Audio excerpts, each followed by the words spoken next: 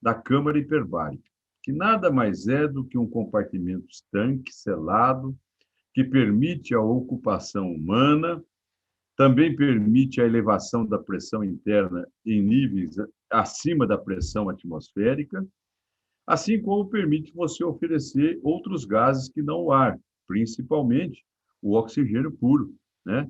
Quer seja através de máscaras, capuzes ou outra forma direta, quando a elevação da pressão for proporcionada pela injeção direta de O2, tá?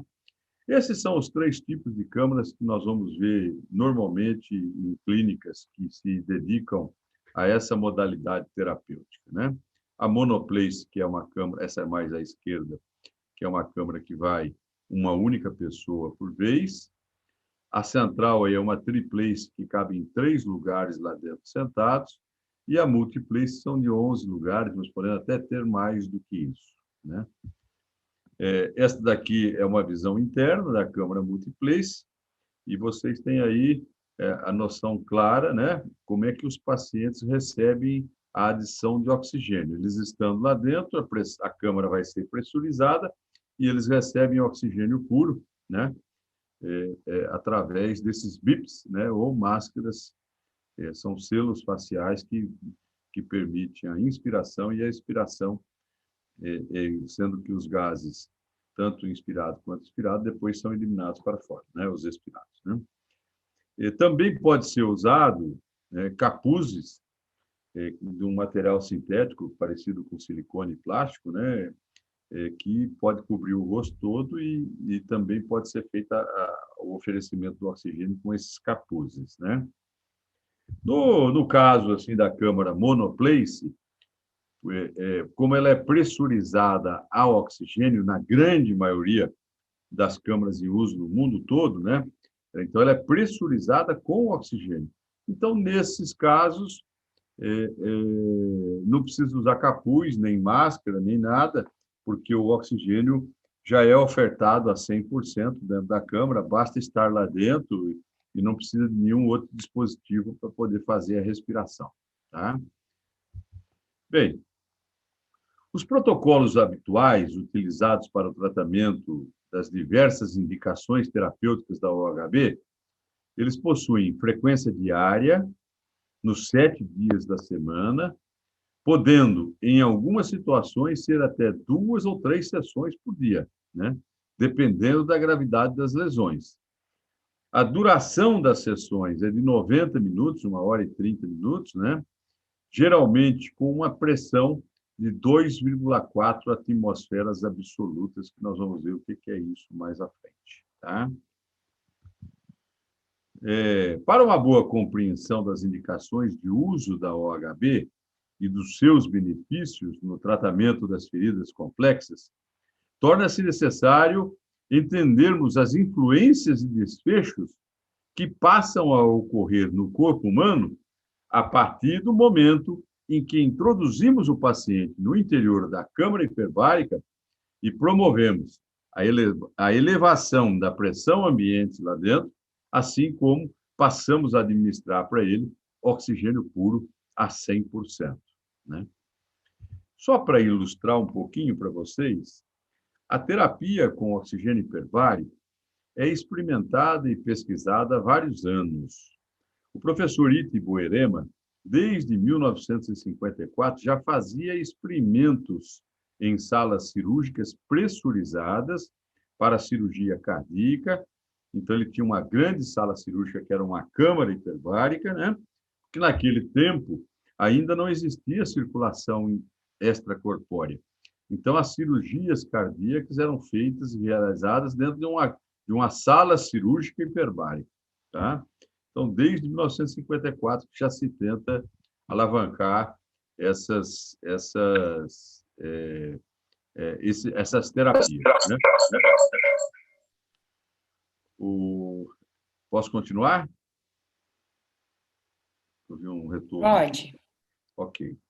Eu vou mostrar um videozinho para vocês em que ele mostra que, em condições hiperbáricas, os níveis plasmáticos de oxigênio em porcos que se submeteram a retirada da porção vermelha do sangue, mantêm-se elevados o suficiente para manter as condições vitais dos principais órgãos dos porquinhos, assim como prova que nessas condições hiperbáricas, né, esse vídeo prova isso, mesmo sem o transporte do oxigênio proporcionado pela hemoglobina no sangue, que tira-se toda a hemoglobina, toda a parte vermelha, né, por simples difusão, o oxigênio chega abundantemente e em quantidade suficiente aos mais variados tecidos e células.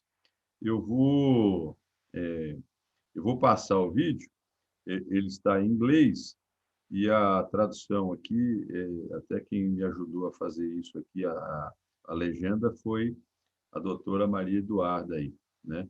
Então, eu vou mostrar para vocês já legendado em português. An experiment, in fact, shows that life without blood is possible under hyperbaric conditions. Pigs breathing pure oxygen at 3 eta are totally exsanguinated. The volume of fluid in their circulatory system is maintained. The absence of erythrocytes makes the pig look very pale, but the oxygen supply is adequate. After reinfusion with their own blood, the pig lived happily ever after. Então, gente, esse vídeo mostra exatamente isso, né? Nós sabemos que o oxigênio, quando a gente respira e ele passa do pulmão para os capilares pulmonares, para o sangue, ele é ligado à hemoglobina, forma um complexo chamado oxihemoglobina, que é parte da, vamos dizer assim, da série vermelha do sangue, né? E ele é transportado através dessa ligação para os diversos órgãos e tecidos, onde é feita a troca com o CO2, né? E esse novo complexo lá a carboxihemoglobina traz o gás carbônico para os alvéolos de volta para serem eliminados, né? Então, o que aconteceu nos porquinhos aí dentro da câmara nesse experimento que o Dr. Boerema fez? Ele tirou todo, que ele chamou isso aqui de vida sem sangue, ele produziu até um artigo científico nesse sentido, né? Ele tirou todos os eritrócitos, toda a série vermelha, consequentemente, o complexo hemoglobina saiu com ele, né? Saiu com a série vermelha. Então, o oxigênio perdeu o transportador. Mas ele colocou os porquinhos na câmara hiperbárica e fez uma hiperoxigenação na câmara. Então, o oxigênio se difundiu dentro do plasma e foi distribuído a todos os tecidos e a quantidade suficiente que acabou por manter todos os órgãos funcionantes, e os porcos, quando saíram e foram reintroduzidos de novo a parte vermelha, eles não tinham nenhum tipo de sequela, né? Nós vamos falar sobre alguns conceitos físicos, químicos, que para um melhor entendimento de vocês, né? Entenderem mais propriamente os fenômenos que decorrem de uma sessão de oxigenoterapia hiperbárica, né? O ar que nós respiramos é composto de 21% de oxigênio, que é um gás essencial para a manutenção da vida, porque ela concorre, né, com as reações orgânicas que acontecem dentro do nosso organismo, e o nitrogênio apesar dele compor uma fração extremamente grande do ar, ou seja, 78% do total, mas o nitrogênio, a gente sabe que ele é um gás inerte, né? Ele não participa ativamente dessas reações orgânicas que acontecem no organismo. Então, ele atua no sangue mais ou menos como um leve trás e não tem assim uma participação intrínseca, né? Enquanto o oxigênio não, ele é consumido. Aliás, ele é o principal motivo de nós respirarmos, né? Para repor e renovar o oxigênio que está sendo consumido nas reações, gerando energia. Vocês já viram todas as reações orgânicas em que o oxigênio participa, inclusive o ciclo de Krebs, né? Bom, nós precisamos relembrar também que o globo terrestre, né, ele é recoberto pela atmosfera, que é uma camada de gases que envolve a Terra e é retida pela força da gravidade. A atmosfera terrestre protege a vida na Terra, absorvendo a radiação ultravioleta, né, do Sol, aquecendo a superfície por meio de retenção do calor e reduzindo os extremos de temperatura entre o dia e a noite, né? Essa camada de ar atmosférico, que a gente esquematicamente fez assim, né, que envolve o nosso planeta, tem cerca de 98 quilômetros de extensão e, à medida que você se afasta da superfície terrestre, né, e caminha em direção à estratosfera, né, essa camada torna-se mais rarefeita, né, e vai até que ela acaba desaparecendo, né? Esse cidadão aí, que viveu entre 1608 e 1647, era um italiano, né, físico e matemático chamado Evangelista Torricelli, né? E ele realizou um experimento para determinar a pressão atmosférica ao nível do mar. Foi um experimento extremamente interessante.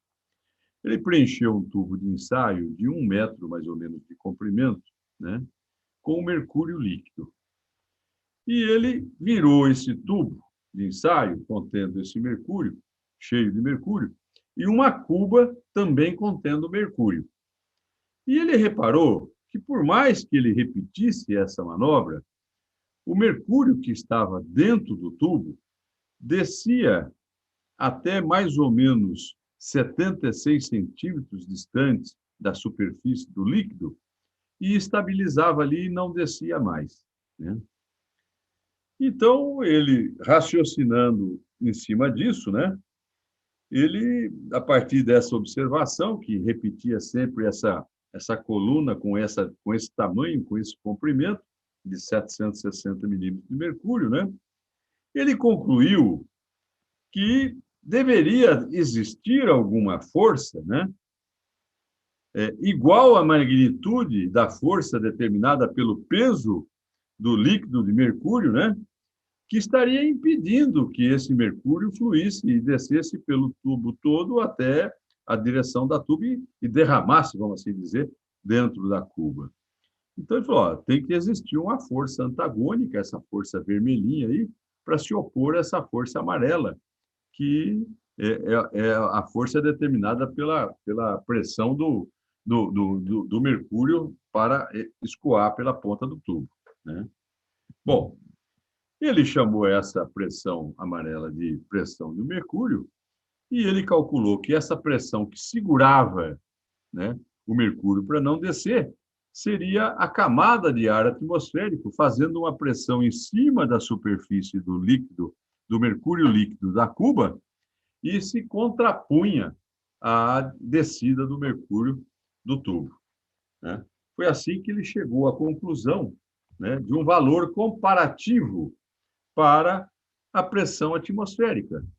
Ué, se a altura da pressão, né, do tubo é de 76 centímetros ou 760 milímetros de mercúrio, ele falou assim, olha, a pressão atmosfera, que eu vou batizar de uma atmosfera, vale, então, 760 milímetros de mercúrio que está dentro do tubo. E foi desse jeito que o nosso amigo Torricelli deu um valor comparativo para a pressão atmosférica. Ele falou que uma atmosfera vale 760 milímetros de mercúrio. Lembrando que o Torricelli fez esse experimento ao nível do mar, desta seta branca que está à esquerda, né? Então, nós temos o céu em azul mais claro, o mar em azul mais escuro e a terra em marrom, nesse exemplo esquemático que eu fiz aqui para vocês, né? Então, a pressão, a partir do nível do mar, se você subir, se você pegar um avião decolada do nível do mar e começar a subir, ele vai diminuir. A pressão atmosférica diminui, porque o ar vai se tornando mais rarefeito e ela vai diminuindo. E ao passo, se você, estando ao nível do mar, descer na água ou na terra, essa pressão atmosférica vai aumentar, certo? Esse conceito precisa estar muito vivo na cabeça de todos vocês, né? Aqui à esquerda, nós temos uma primeira coluna que representa a pressão atmosférica. Imaginemos que ela tem 98 quilômetros de extensão e ela vale uma atmosfera, porque é o peso que a camada atmosférica, é a pressão que a camada atmosférica exerce sobre qualquer corpo ou elemento que esteja ao nível do mar, né? Essa é a pressão exercida. Muito bem, o que se observou também na prática é que a cada 10 metros que você desce na profundidade do mar, então a cada 10 metros de coluna d'água do mar, esta pressão atmosférica ela se repete, ou seja, a cada 10 metros de profundidade, nós temos mais uma atmosfera, certo? E essa soma, agora já vamos aqui para essa coluna do meio, né?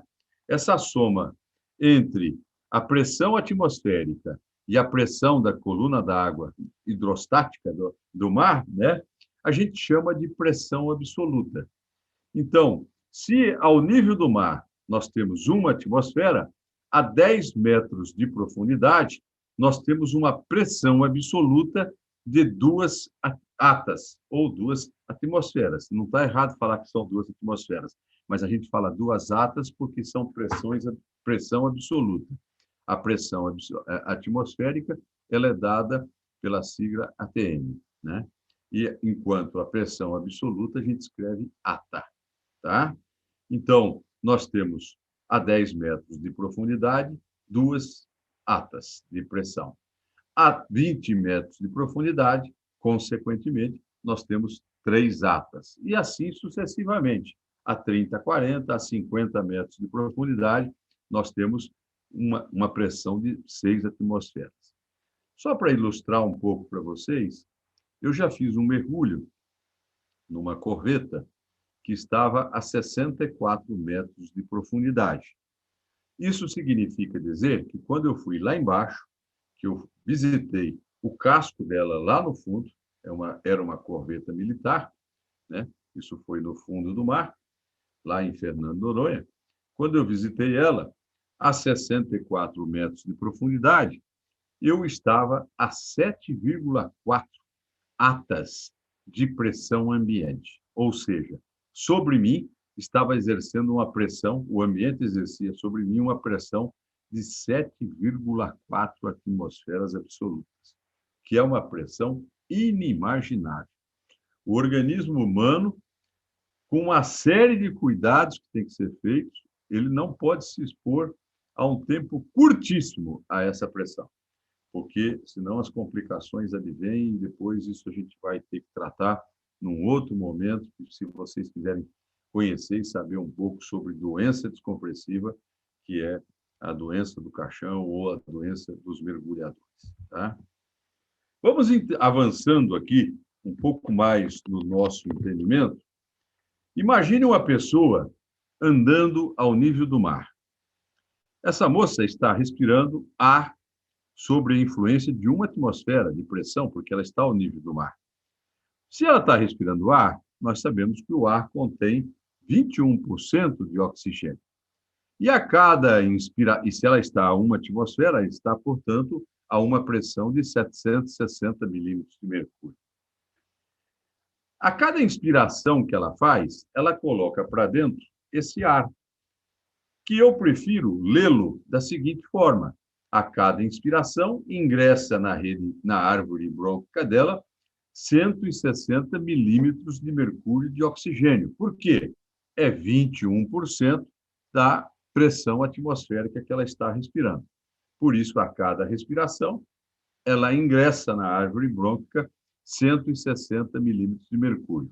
Isso se mistura com outros gases respiratórios, chega nos alvéolos já numa concentração mais diminuída e acaba passando para o sangue algo em torno de 90 milímetros de mercúrio que é exatamente a pressão do oxigênio no sangue arterial que deixa os pulmões e vai oxigenar todo o organismo. Então, o sangue que deixa o pulmão deixa carregando uma pressão arterial de oxigênio em torno de 90 milímetros de mercúrio, certo? Muito bem. Quando a gente coloca um paciente dentro de uma câmara hiperbárica, esses parâmetros se modificam drasticamente. Primeiro, o paciente não vai estar mais respirando ar dentro da câmara, ele vai estar respirando oxigênio puro a 100%. E também, ele não vai estar a uma pressão ambiente de 760 milímetros de mercúrio, ou seja, de uma atmosfera ao nível do mar. Ele vai ser pressurizado e ele vai ficar a 2,4 atmosferas ou 2,4 atas, que é aproximadamente 1.800 milímetros de mercúrio. Então, quando ele estiver dentro da câmara, pressurizado e já respirando oxigênio a 100%, a cada inspiração, ele coloca para dentro do tórax cerca de 1.800 milímetros de mercúrio de oxigênio.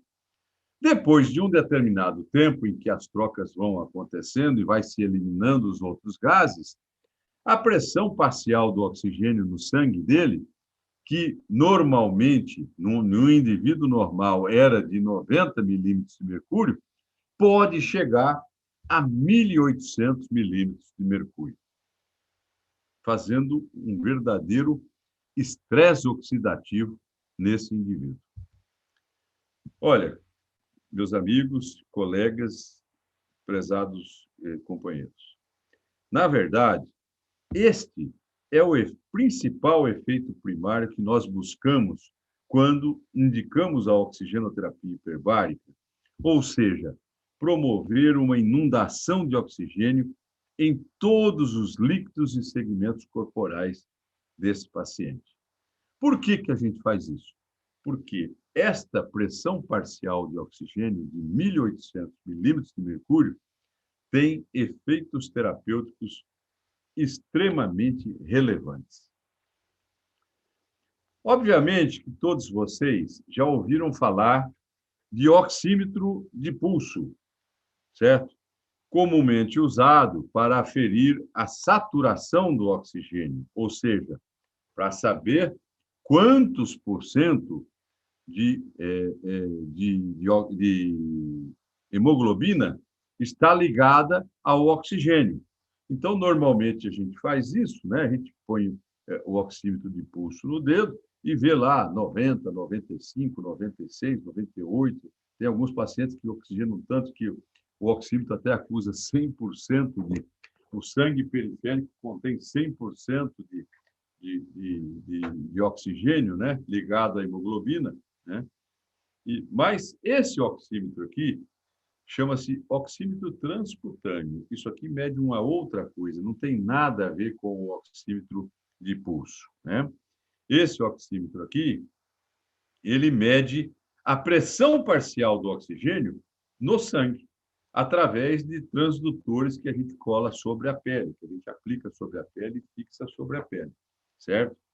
Então, aqui, ele vai medir a pressão parcial do oxigênio e não a saturação, como mede o outro oxímetro. Um estudo realizado no Centro Nix de Tratamento de Feridas, lá dos Estados Unidos, eles usaram 3 transdutores, um instalado no tórax, outro abaixo do joelho e outro no pé, no metatarso, né? E ele encontrou esses valores crescentes aí, da oxigenação arterial periférica, à medida que o ar foi substituído, né, pelo oxigênio, e à medida também que o ambiente em que o paciente estava foi pressurizado e aumentou-se a pressão, conforme a primeira coluna aí, a primeira linha, perdão, desta tabela, né? A segunda coluna, os números são do paciente ao nível do mar, respirando ar. A segunda coluna é ao nível do mar, mas respirando oxigênio. A terceira coluna é com 2 atmosferas, portanto, dentro de uma câmara hiperbárica já pressurizada e respirando oxigênio. e a terceira é quase 2,4 attas, respirando também oxigênio dentro de uma câmara hiperbárica. Então, vocês vejam o crescimento exponencial à medida que se administra o oxigênio, que se pressuriza o ambiente em que está o paciente, né? Exatamente como consequência direta daquela explicação que nós fizemos nos slides anteriores aí, né? Então, a gente tem que a pressão do oxigênio sobe enormemente, né? E esse estresse oxidativo é o que determina efeitos terapêuticos assim importantíssimos para os pacientes. Vamos ver aqui outro gráfico, né? Nesse outro gráfico, nós podemos observar claramente que também nesse segmento superior aí, ó, a gente vai substituindo de ar normobárico, passamos ao oxigênio a 1 atmosfera, ao oxigênio a 2 atmosferas e ao oxigênio a 3 atmosferas. À medida que nós vamos tirando o cara, né, o paciente, né, do nível do mar, fomos comprimindo e fomos substituindo o oxigênio, o ar por oxigênio, vai aparecendo através desse componente amarelo no gráfico aí, uma fração de oxigênio dissolvida no plasma, maior ainda do que aquela fração de oxigênio que está ligada à hemoglobina no sangue. Então, a quantidade é bem superior e bem maior, mas ele é um oxigênio livre, dissolvido no plasma e facilmente ofertável aos tecidos, né? Independentemente de necessitar do transporte da hemoglobina para ele estar nos tecidos e, vamos dizer assim, e provocar aquilo que a gente chama de estresse oxidativo em todos os tecidos e líquidos corporais, certo? Então, esse gráfico nos mostra isso, que o transporte do oxigênio livre em condições hiperbáricas, ele nem necessita da hemoglobina para transportá-lo, ele vai difundido no plasma mesmo, dissolvido. Ao iniciarmos uma sessão hiperbárica, né, a tensão do oxigênio no sangue sobe rapidamente. Vocês estão vendo essa linha aí marrom ou mais escura, né? Já em outros, e também ela também à medida que você para a sessão, ela baixa rapidamente. Mas já em outros tecidos, né, como nessa curva lilás do músculo e a curva verde do subcutâneo, né, ela se estende por mais de 1 ou 2 horas até depois que a sessão já termina, né? E esse fenômeno, né, da permanência da tensão do oxigênio nos tecidos garante o estímulo hiperbárico mesmo depois que a sessão tenha terminado, sabe? Isso é um fato assim extremamente importante, vocês vão entender isso mais à frente quando forem enxergar o comportamento do processo de cicatrização, tá? Bom, vamos em frente. Outro aspecto importante que foi demonstrado pelo professor Boykin nesse experimento, né, foi o aumento de cerca de 4 vezes da área de difusão do oxigênio no entorno dos capilares sanguíneos, permitindo que, em condições hiperbáricas, uma extensão maior pudesse ser chamada de zona normóxica, ou seja, a difusão ocorre e se estende mais amplamente, né, levando o oxigênio até células mais longe dos capilares, que ele provou ser mais de 240 micras de distância, que o normal é alguma coisa em torno de 60 micras, né?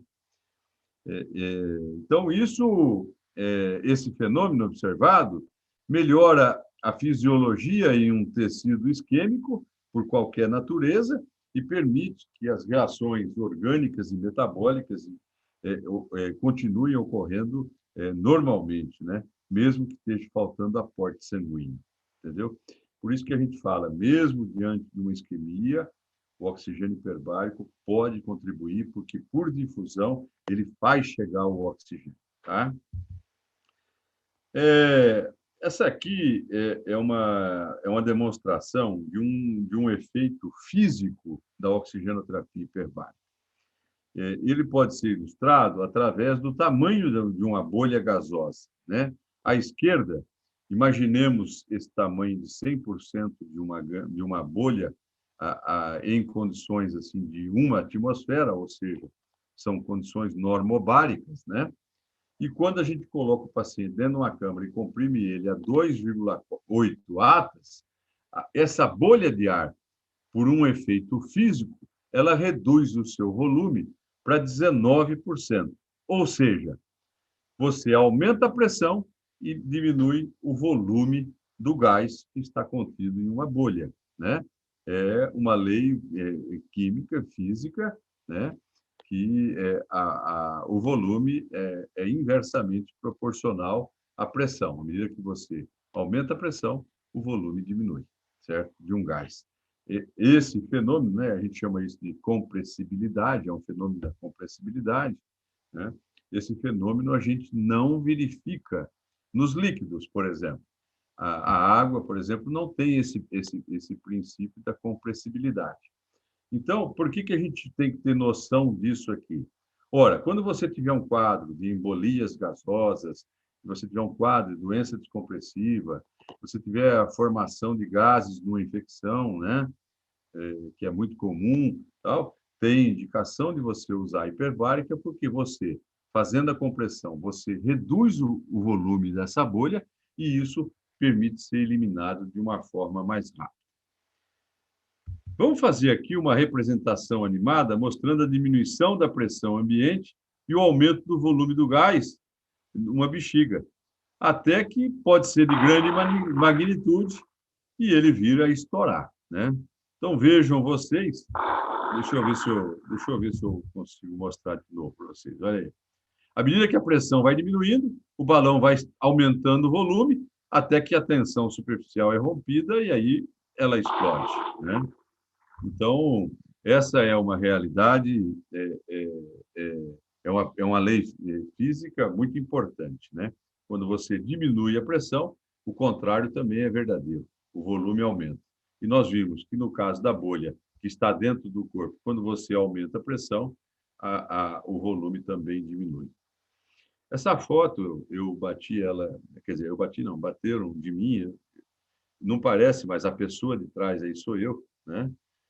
É um tubarão-baleia, isso aqui é um animal, talvez o maior na vida marinha, ele tem mais de 20 metros de comprimento, quando adulto, extremamente dócil, né? E ele se alimenta de plâncton, então não é um animal que morde, que não tem agressividade, pelo contrário, ele não dorme, ele navega, né? Ele nada o tempo todo e normalmente o nado dele é com a boca entreaberta a água que passa dentro da boca e é eliminada pelas guelras dele, nas guelras a absorção do plâncton e ele se alimenta dessa forma e para vocês imaginarem um micro-organismo microscópico que está na água, né? Ele tem a capacidade de desenvolver um outro animal nesse tamanho, nessa magnitude, porque é algo altamente nutritivo, né? Esses plânctons. Lá tem um fenômeno interessante em Galápagos, né? Tanto é que o Darwin fez parte dos seus estudos lá de genética, né? Lá tem um fenômeno que se chama ressurgência. Então, são correntes marinhas de alta profundidade, de mais de 1.000 quilômetros de profundidade, que são antagônicas, que se encontram lá embaixo, e essa ressurgência que elas afloram, elas trazem junto consigo esses nutrientes. Então, eu não preciso falar para vocês que a fauna lá é uma coisa assim exuberante, muito bonito. É um lugar que eu acho maravilhoso mergulhar. Vamos dar seguimento? Eu trouxe essa fotografia da esquerda. Bom, na verdade, o conjunto, né? Mas essa fotografia da esquerda é uma lesão cirúrgica que, mesmo após diversas tentativas terapêuticas, né, que a equipe assistente essa ferida permaneceu aberta por várias semanas, né? E por mais que eles fizessem alguma coisa, não conseguiam fechar essa ferida. Foi aí que mandaram esse paciente para a gente. Ela foi submetida apenas ao OHB, ela vinha fazendo curativo com Dersane, né? Nós deixamos o curativo com Dersane, apenas fizemos 12 dias de tratamento hiperbárico, né? E ela evoluiu para fechamento assim de uma forma muito rápida, né? E aí eu pergunto para vocês, né? Por quê? Por que nessa fotografia da esquerda essa lesão parou de fechar, né? Essa lesão deixou de apresentar um processo de cicatrização tão natural, tão fisiológico em nosso organismo e permaneceu aberta. Por que essa parada de resposta à cicatrização? E também a segunda pergunta, né? Por que tão rapidamente assim, apesar de ter ficado um período enorme sem dar a resposta cicatricial, por que em 12 dias a lesão se fecha, né? Então, essas perguntas, quem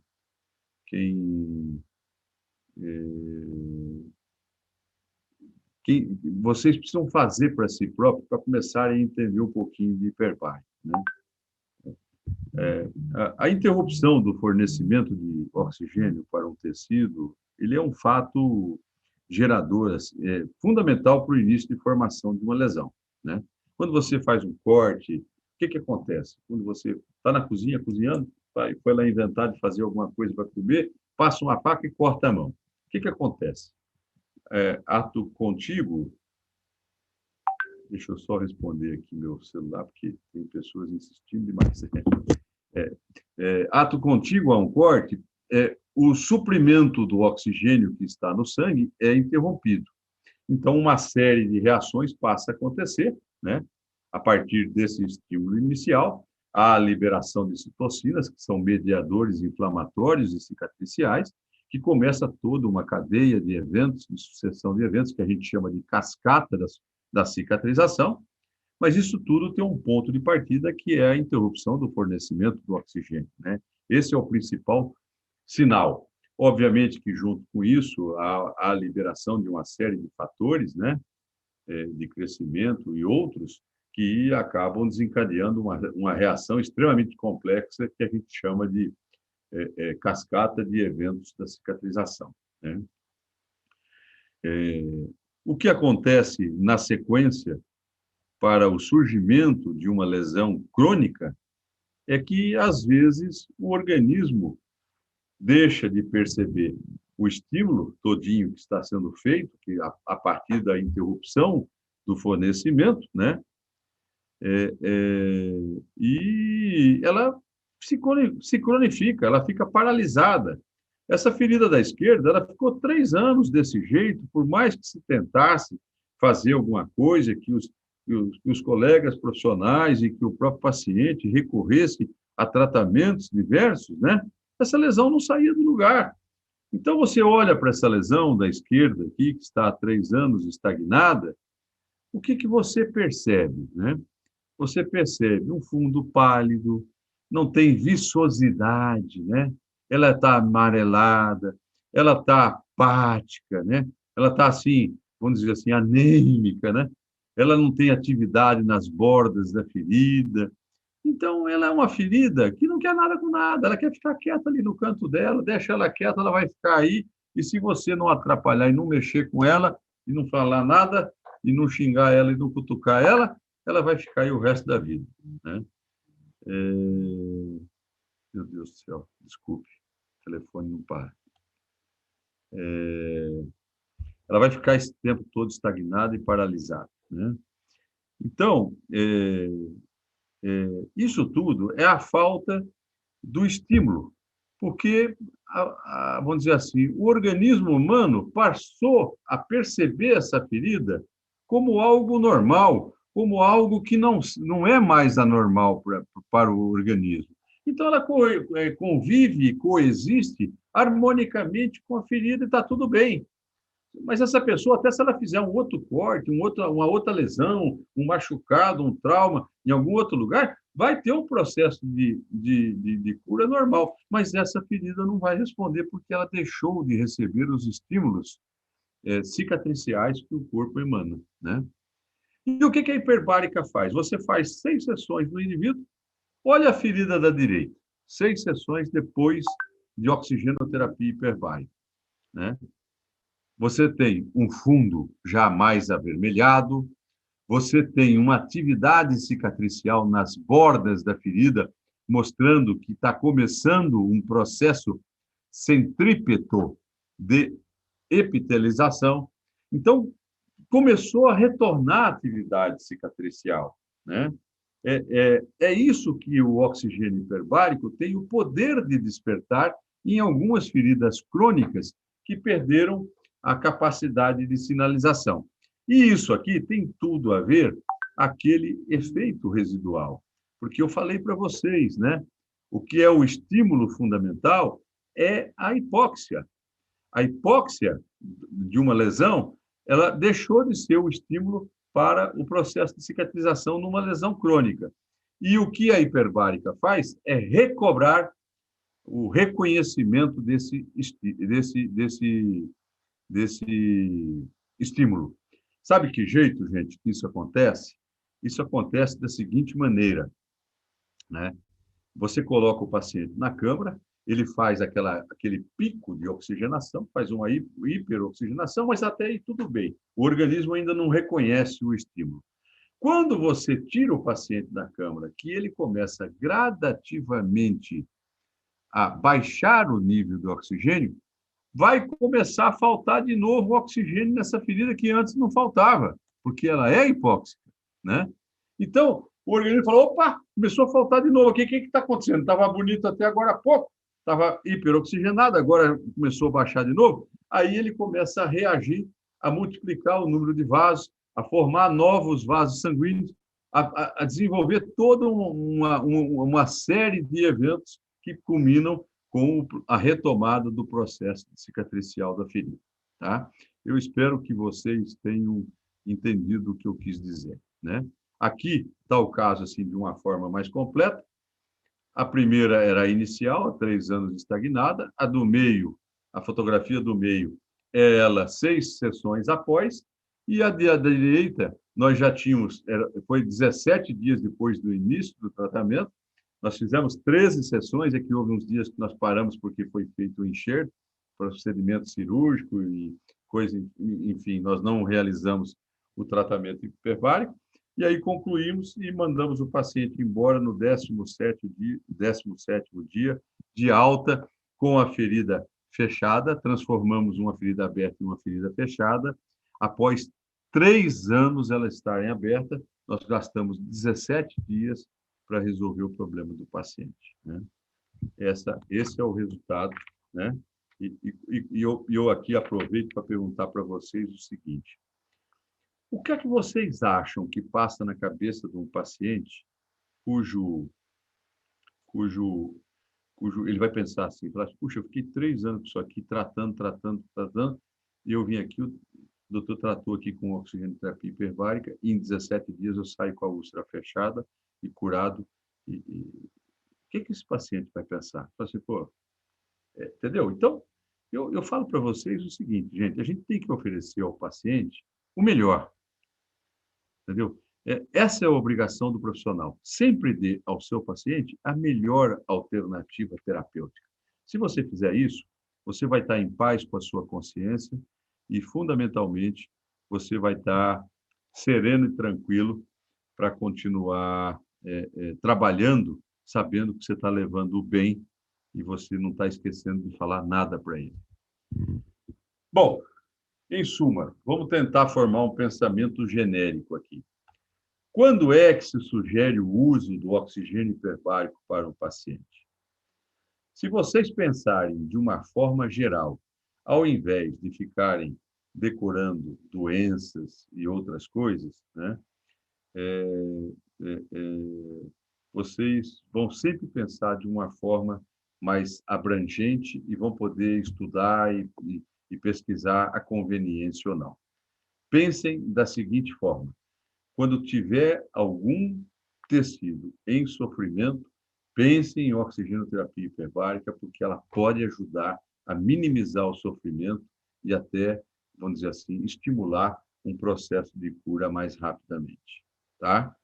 Não é só feridas, tem várias oportunidades em que existe um sofrimento, até que não existe ferida, mas existe um sofrimento e você pode usar o oxigênio hiperbárico que você vai ter sucesso, tá?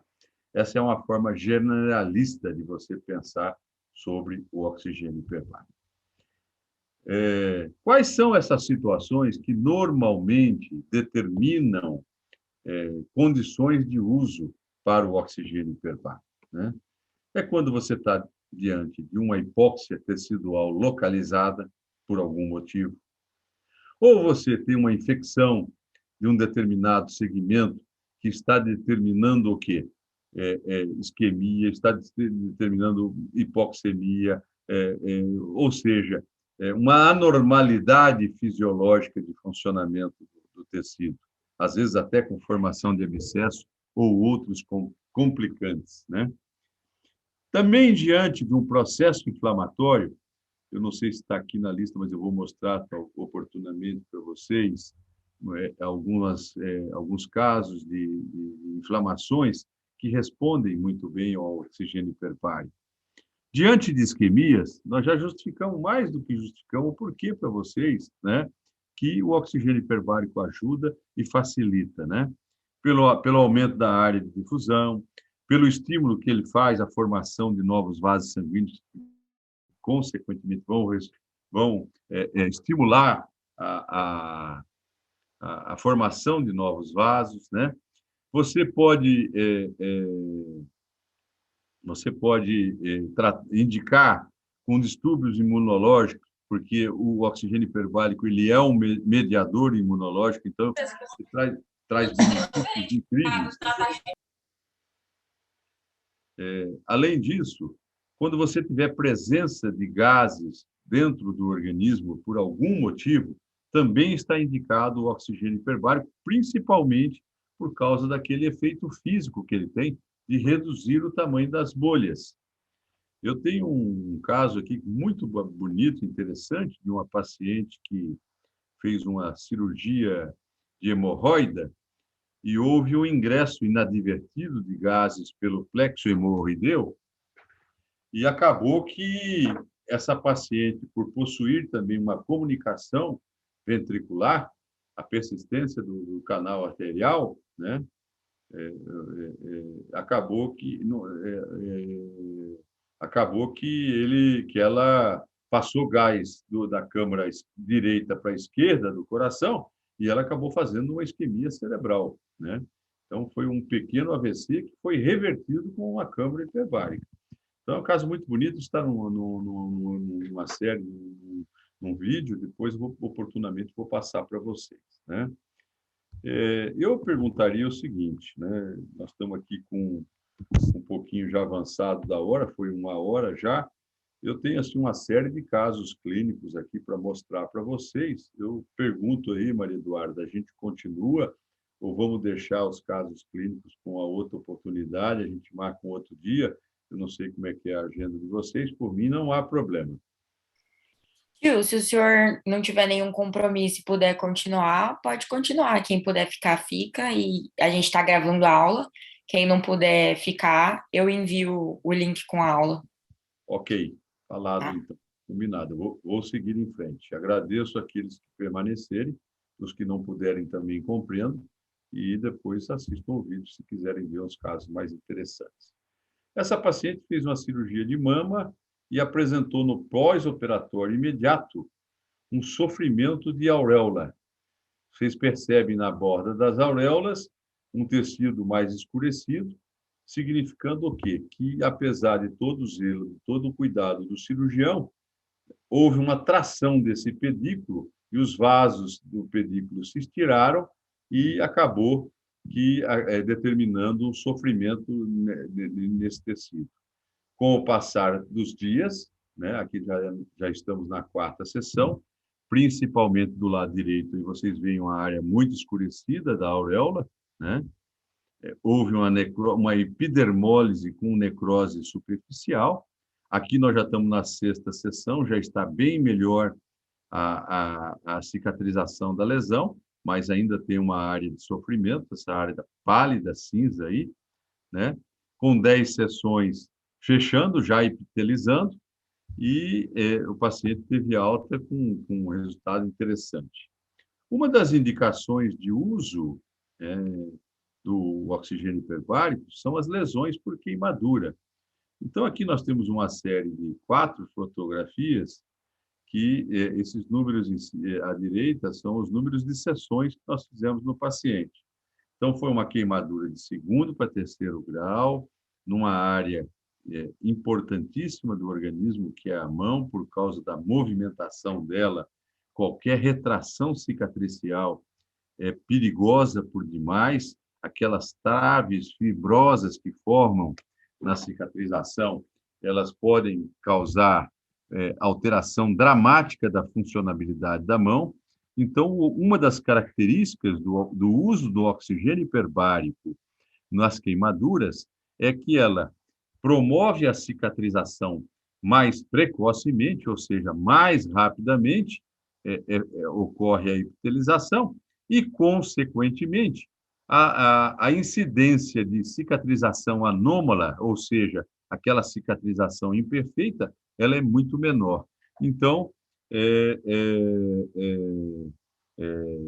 por isso que a gente usa com relativa fluidez o tratamento por oxigênio hiperbárico em queimados. Aliás, aqui em Cuiabá, né, o único hospital que tem um centro de tratamento de queimado, um CTQ, é o HMC, é o Hospital Municipal de Cuiabá, né, da Prefeitura Municipal de Cuiabá, e nós temos uma câmara hiperbárica dentro do CTQ, dedicada exclusivamente ao tratamento dos queimados daquele centro. E a gente está fazendo assim praticamente que de rotina em todos os queimados que estão internados, porque são queimaduras graves, né? Para internar é queimadura grave, nós estamos fazendo para os pacientes que lá estão no hospital, tá? Aqui a face palmar, né, da mão da mesma pessoa, vocês também veem a gravidade e a profundidade da lesão, é um 2º grau profundo, né? E a gente também com 14 dias praticamente totalmente recuperado, é muito rápido o efeito do oxigênio hiperbárico. Bom, aqui é um outro caso de cirurgia plástica de mama, né? Aqui com 8 sessões, a fotografia de baixo. Aqui com 12, né? Mostrando para vocês a evolução após 20 sessões. Esse caso foi um caso, não foi aqui de Cuiabá, esse caso foi um caso do interior do estado, né? O cirurgião plástico foi fazer aqui uma rinoplastia, que é uma cirurgia plástica de nariz, né? E ele usa uma técnica da injeção de solução fisiológica com vasoconstrictor, porque o nariz é uma região que sangra muito. Então, alguns cirurgiões fazem essa infiltração com vasoconstritor, anestésico com vasoconstritor diluído no soro, né? E aplica sobre essa região operatória. Como nesse caso aqui, a técnica a ser empregada previa também o uso de um pedacinho de cartilagem da orelha, ele fez a infiltração aqui e foi para a orelha para infiltrar a orelha também com o vasoconstrictor. Ocorre que quando ele ia começar a fazer lá, ele já viu essa coloração diferente aí do nariz, que vocês estão vendo na foto da esquerda. Não preciso dizer para vocês o que o cirurgião plástico sentiu, né? Um frio na barriga terrível, falou, o que aconteceu? E começa a olhar daqui, olhar de lá para ver o que tinha acontecido, porque é uma reação local aí no nariz, nada normal, e aí acabou se descobrindo que, inadvertidamente, né, acabou-se fazendo a infiltração, ao invés de solução fisiológica a 0,9%, a enfermeira de sala acabou fornecendo para o cirurgião uma solução fisiológica a 20%, que é usada para a realização de diálise peritoneal, essa solução. É uma solução hipertônica, né? Enquanto a solução fisiológica 0,9 ela é bastante... ela não tem nem... não é hiper, é normotônica, né? Então,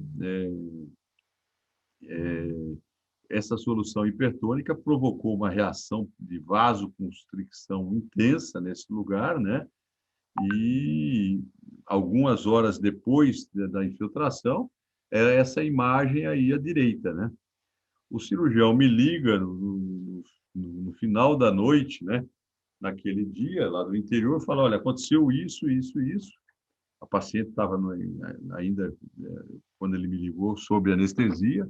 Eu mandei que ele suspendesse imediatamente a anestesia e assim que a paciente estivesse recuperada, colocasse uma ambulância e trouxesse para cá. Ele chegou 3 horas da manhã, a gente começou a fazer, nesse caso, 3 sessões por dia, e a evolução foi se mostrando da seguinte forma. Eu vou mostrando as fotografias para você, aqui com 4, com 6 sessões, com 8 sessões, 12, 14, 16, e a lesão foi se evoluindo, foi se resumindo, né? E um controle que nós fizemos algum tempo depois, ela tinha essa lesão residual, mas acabou que não ficou assim tão dramática. Essa paciente, obviamente, ela já operou, ela já fez uma nova cirurgia, mas foi um episódio assim dramático decorrente de um equívoco e um erro, né, de sala de cirurgia, né? Bom, essa aqui é um outro exemplo de cirurgia plástica, é uma abdominoplastia. Infelizmente, eu não tenho o controle final dessa paciente, mas só para mostrar para vocês a evolução. Essa paciente fez uma abdominoplastia, uma cirurgia plástica, né? E, por tração demais, esse segmento aqui necrosou, né? Depois que está morto, não adianta. E a gente foi tratando, fomos fazendo algumas sessões, desbridamento, coisas e tal, né? Ela foi evoluindo aqui com 27 sessões, 1 mês de tratamento, né? E eu não tenho o desfecho final, mas essa paciente aqui eu posso falar para vocês o seguinte, ela foi colocada aqui aquele expansor de pele, que é uma espécie de uma bolinha plástica, assim, uma espécie de uma bexiga que a gente coloca debaixo do subcutâneo, e ela tem uma perinha, a gente vai insuflando, ela vai crescendo de volume e vai crescendo com a pele junto, né, gradativamente. E isso permite que a pele expanda e a gente pega um pequeno pedaço da pele e consegue cobrir uma grande área da lesão, né? Essa outra paciente também de cirurgia plástica, ela foi fazer aquele famoso lifting facial, né? Então, ela foi dar uma esticadinha para deixar mais bonitinho e tal, e qual não foi a surpresa que nas 36 horas de pós-operatório imediato, a paciente começou a apresentar essa epidermólise aí, são células que estão anunciando que estão caminhando para a morte, né, para a apoptose, né? E que se você não mexer o doce, não fizer alguma coisa, vai se agravar cada vez mais e vai complicar muito, né? Então, a gente começou a fazer hiperbárica, com 6 sessões já estava assim, com 11 sessões tinha dado uma melhorada, e com 13 sessões a gente conseguiu a recuperação do processo cicatricial praticamente sem nenhuma sequela, né? Essa outra paciente era um pós-operatório de um câncer de mama, né? Foi feita a mastectomia, mas essa paciente era diabética, ela é hipertensa, ela era obesa, né? E a gente sabe que esses fatores de risco aí de cima, que a gente citou agora, eles contribuem para as complicações cirúrgicas infecciosas enormemente, né? Os 3 contribuem para isso. Então, o que aconteceu foi que essa paciente evoluiu com deiscência da cirurgia, né? Foi um fechamento em tempo único que o cirurgião tentou, manteve a pele e tentou, mas que deu uma deiscência com infecção. Nós fizemos 9 sessões, a paciente já foi melhorando, né? Acabou que, olha o tecido de granulação que surgiu por baixo, né? Maravilhoso. A gente fez mais um desbridamento no ato da cirurgia, fez um fechamento parcial e colocou um enxerto naquela área lá de cima. E a paciente, com 13 sessões, ou seja, 2 semanas, a gente já deu alta, já, vamos dizer assim, encaminhou a solução do problema, né? Bom, isso aqui é um tornozelo de uma paciente, né, de 43 anos. Ela fez uma fratura e foi feita uma cirurgia com fixação, com material de síntese, né? E aconteceu que, com a evolução, também é paciente diabética, né? Para variar. Já falei para vocês que quase 10% da população, então vocês não imaginam que o quantos por cento dos pacientes com complicação tem efetivamente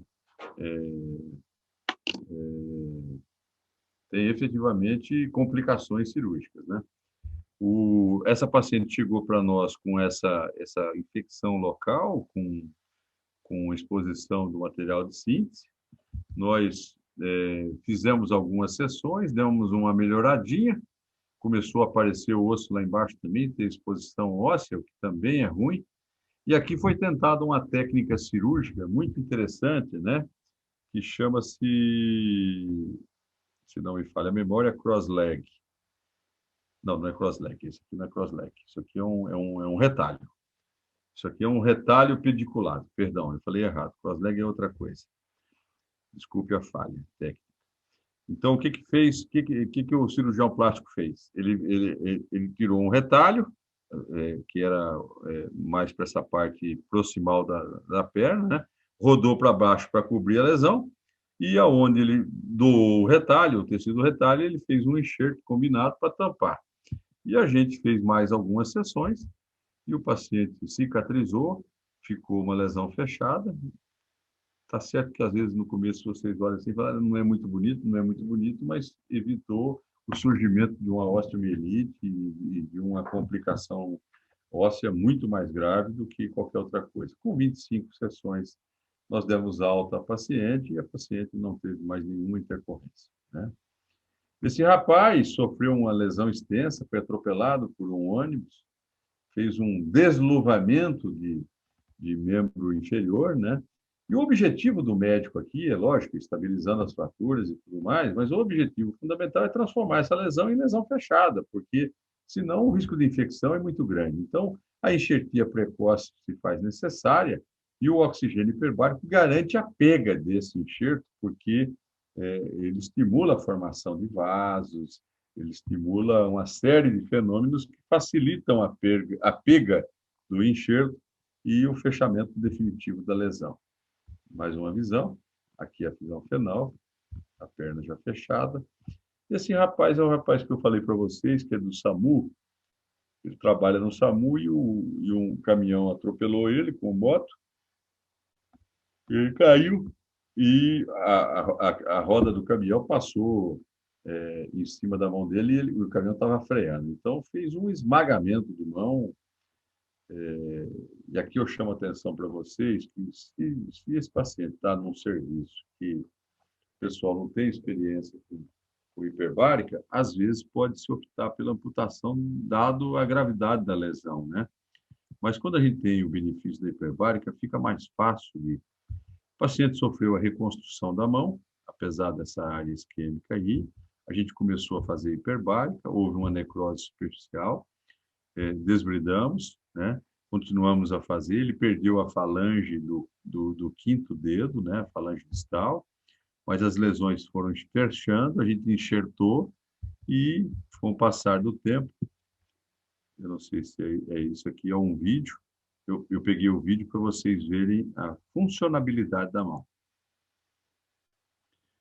Reparem que ele preservou todos os movimentos, né? Ainda estava meio verde aí os ferimentos, e ele estava se aclimatando ainda, mas ele recuperou todos os movimentos, e esse rapaz hoje tem uma vida profissional e laboral normal, né?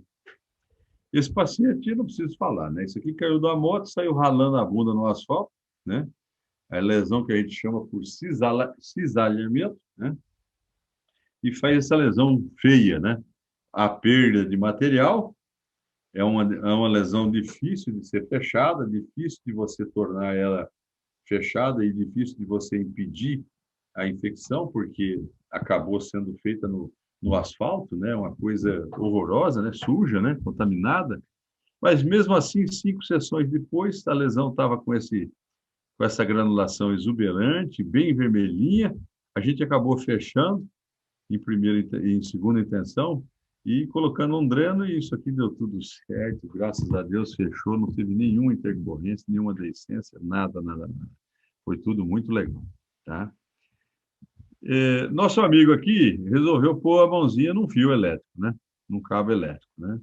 Tomou um choque numa superfície, uma descarga elétrica violenta na superfície plantar, que é de altíssimo risco, porque aqui embaixo disso aí passam todos os tendões, né? Flexores dos dedos, principalmente, né?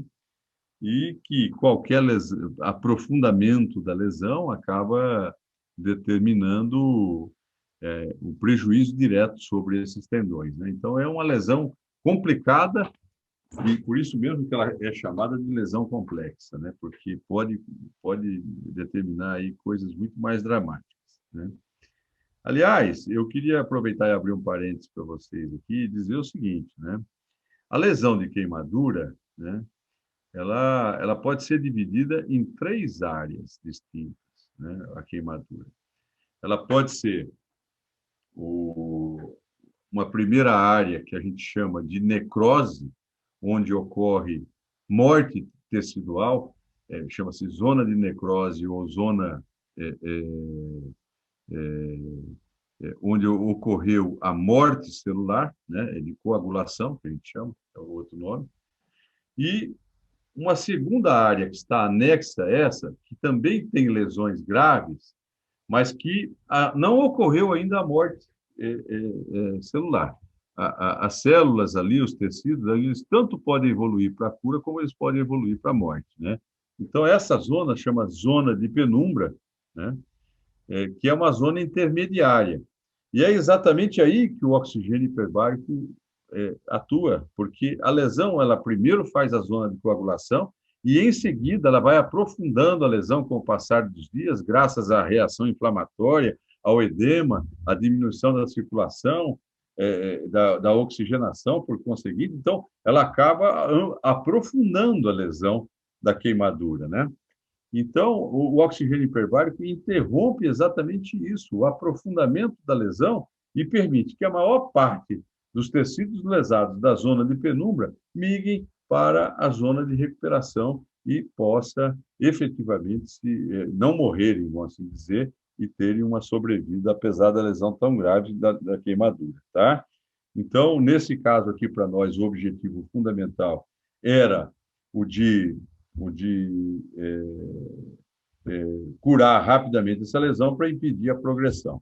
Começamos precocemente, houve uma cicatrização rápida, com fisioterapia imediata, né? E, consequentemente, não atingiu nenhum tendão e toda a funcionalidade da mão foi recuperada. 14 dias foram suficientes para a gente dar alta para o paciente. Esse de trás sou eu, o da frente é uma arraia manteiga, perdão. Manta não é outra coisa. E a gente estava em Fernando de Noronha, é muito bonita a vida marinha lá, e eu fiz questão de colocar essa foto aí para vocês, né? Isto aqui é uma úlcera por pressão, de evolução de 1 ano. É um caso que você vê que a hora que a gente começou a tratar, né? Uma parte dessa escara enegrecida. Esse tecido aqui, hoje o nome correto disso aqui é lesão por pressão, né? É uma lesão determinada pelo peso do corpo contra uma superfície em que o paciente estava deitado, provocou isquemia e morte celular, né? E antigamente chamava-se escara de decúbito, né? Mas esse nome é errado, porque escara é esse tecido enegrecido e endurecido que recobre a ferida. Aqui, no caso, nós começamos a fazer hiperbárica, houve uma saponificação natural desses tecidos, eles foram se liquefazendo, Isso aqui já é o que nós chamamos de esfacelo, já não é mais escara, já é esfacelo, que é um tecido amarelado, amolecido, e que vai se despregando dos tecidos mais profundos. A lesão foi sendo limpa, né? Aqui com 28 sessões ela já estava com boa evolução, e nós encaminhamos para a cirurgia e fizemos uma rotação de retalho, e aqui depois, mais alguns dias a gente tirou o dreno e cicatrizou a lesão e o paciente recebeu alta, né? Então,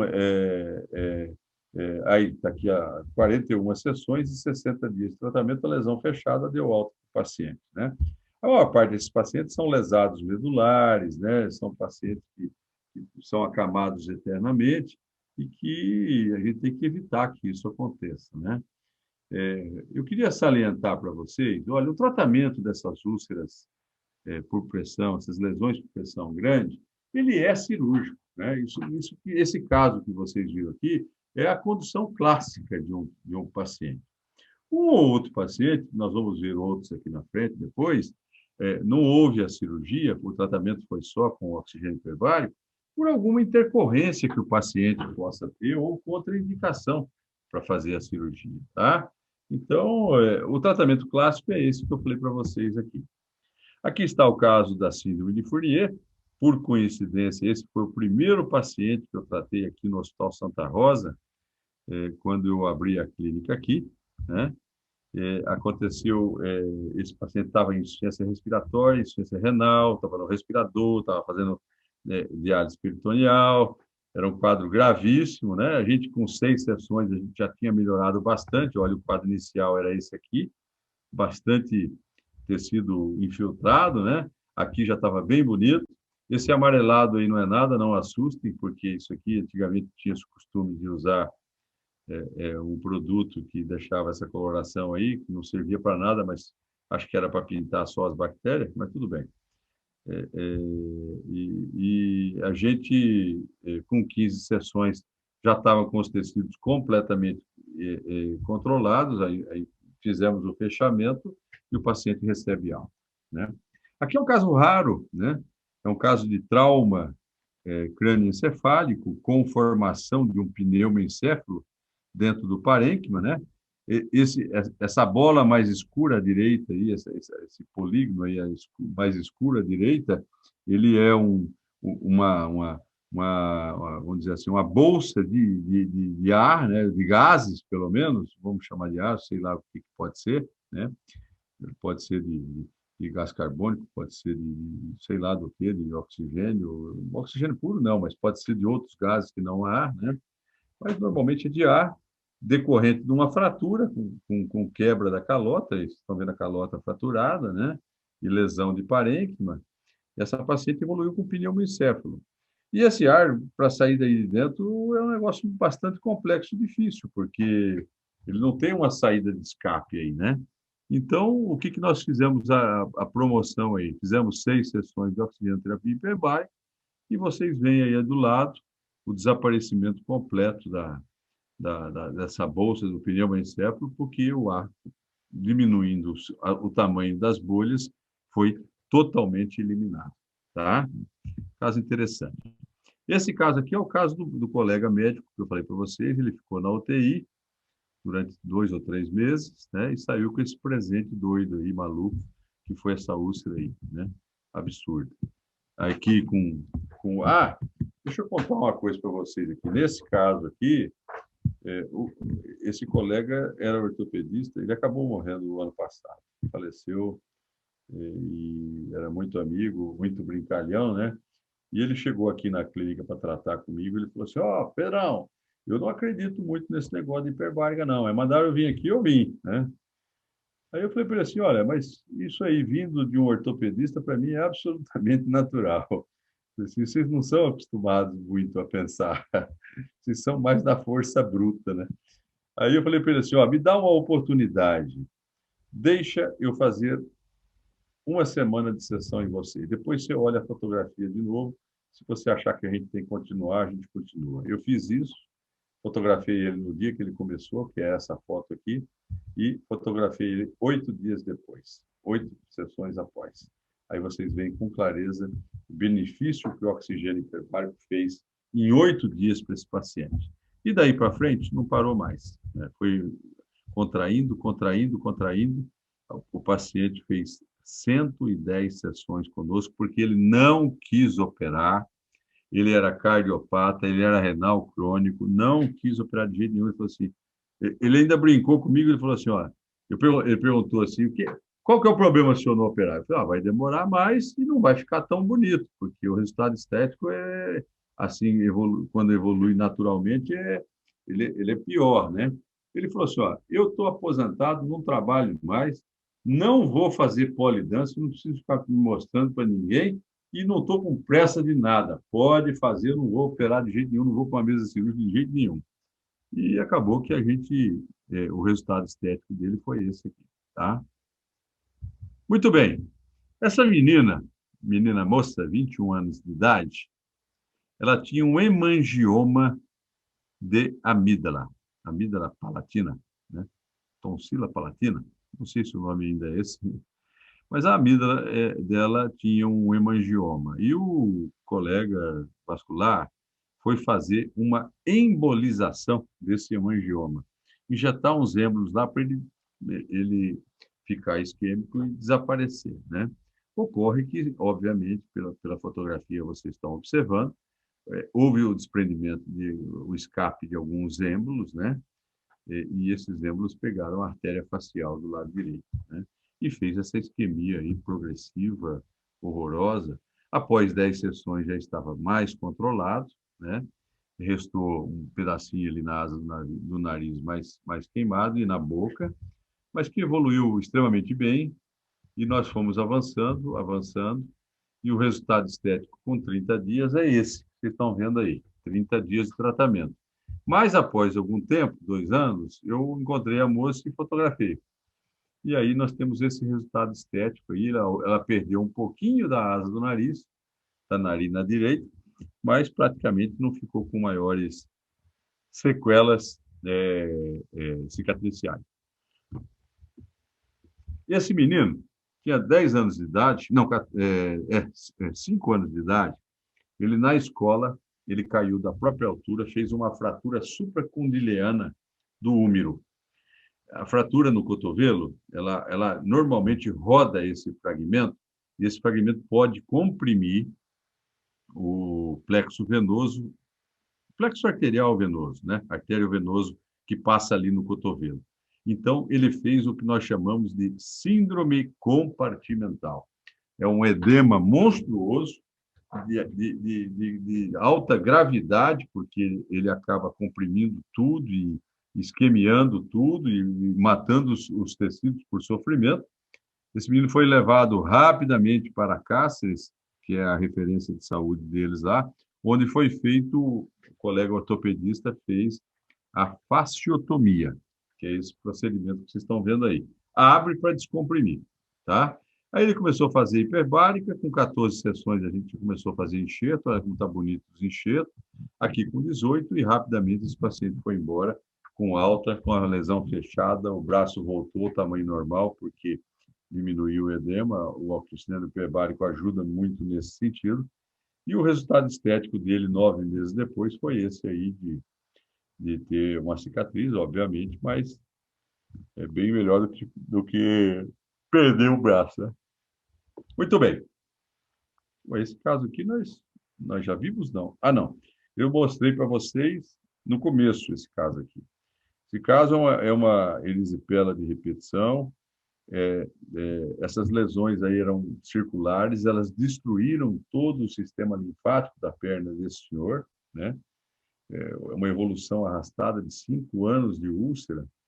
Eu quero lembrar a vocês que esses pacientes aqui, eles acabam perdendo o convívio social, sabe? Começa a ficar um negócio extremamente complicado socialmente. Esse paciente, como ele tinha 77 anos na época, ele me confidenciava que os netos não ficavam mais perto dele, que ele não podia mais tomar banho de piscina com os netos. Então, é um problema assim dramático, né? Porque ele atinge o âmago da essência do indivíduo, né? E sem falar que remete a isso a uma depressão, a um desânimo, né? Então, é um quadro assim que a gente precisa tratar na integralidade do paciente, sabe? Ele procurou alguns profissionais, né, da vascular e pelo menos dois sugeriram a ele a amputação porque essa lesão ela era recidivante demais e que não ia melhorar, né? E aí ele me procurou e a gente começou um tratamento. Eu usei nele uma coisa que a gente usa associado às vezes às lesões, que chama-se bota de Una. A bota de Una é um método contensivo em que você aplica uma faixa sobre as lesões, sobre o membro todinho, fazendo uma certa compressão, né? Para ela fazer, na verdade, uma contenção do edema, né?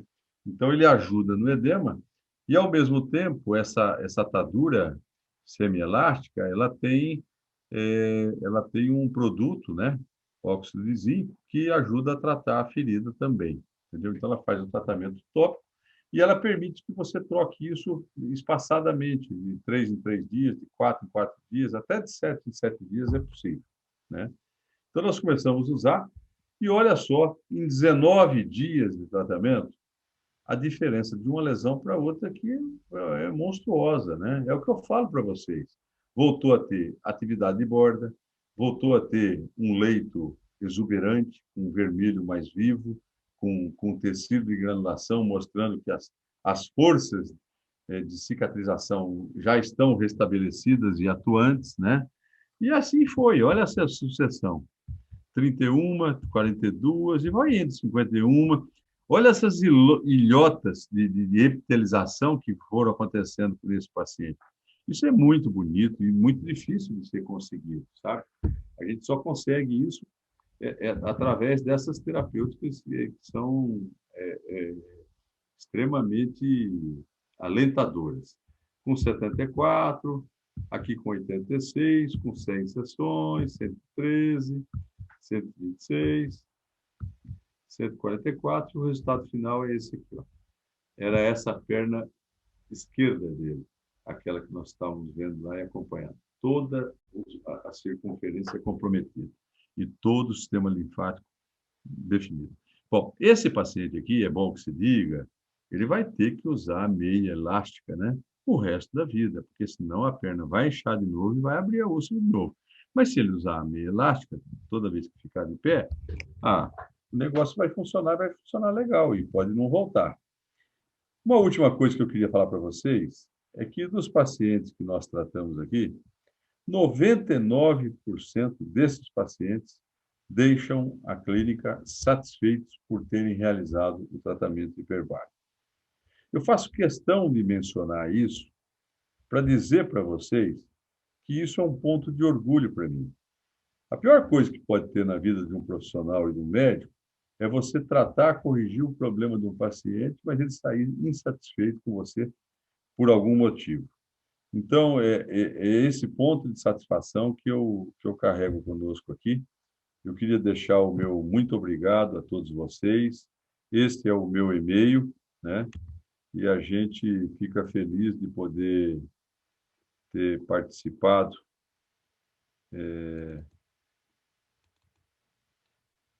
Deixa eu só abrir aqui que eu não estou sabendo.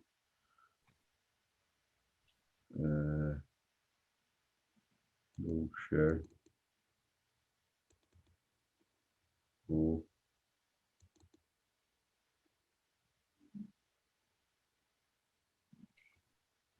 Tio Pedro, Oi. eu queria perguntar se o senhor pode responder umas perguntas, inclusive o presidente da Liga falou que queria tirar uma dúvida e abrir rapidinho, só uns 5 minutinhos, se alguém tiver alguma dúvida. Sem problema nenhum, Maria Eduarda. Estou aqui à Muito disposição de obrigada. vocês. Até amanhã cedo, para mim, não tem problema nenhum.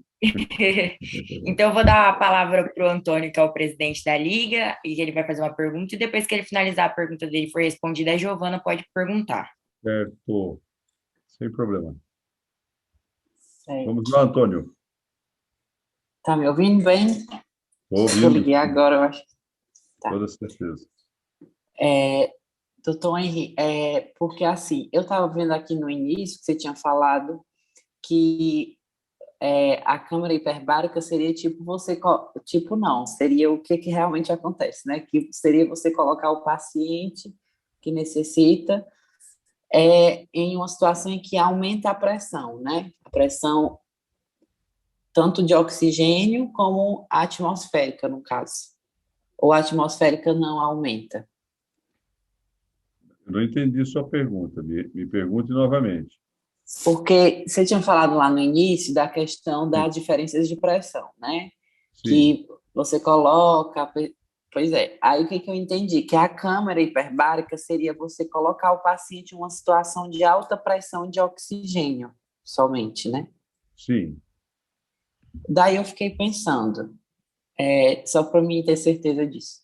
Daí eu fiquei pensando assim, na questão de que esse oxigênio, quando ele passa lá pelo alvéolo, né, na questão da hematose, e ele vai ser difundido lá pelas artérias e tudo, pelas veias, nessa situação, não pode ter algum dano para o paciente, porque tipo, ali você até mostrou que a pressão de oxigênio ela fica altíssima, né? Sim, a pressão parcial do oxigênio no sangue fica muito alta.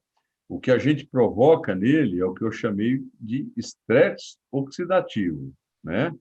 Agora, a pressão que é usada na câmara, de 2,4 atmosferas, podendo chegar até 2,8, em alguns casos de doença descompressiva, a gente vai um pouquinho mais, pode chegar um pouquinho mais alto do que isso, né? São pressões que, apesar de pressões altas dentro da câmara, a pressão ambiente da câmara é elevada, ela, na verdade, ela, ela é uma pressão que não causa dano ao paciente, né? Ela não causa problemas. Então, não tem por que a gente estar preocupado com isso.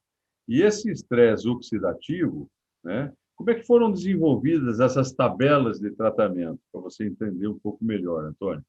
É que isso foi feito experimentação prática em numa vastidão de pacientes, um N muito grande, e observou-se que dentro desses limites e protocolos de tratamento é extremamente seguro o tratamento e a gente tem baixíssimos níveis de complicações e de intercorrência. Não sei se você entendeu o que eu quis responder.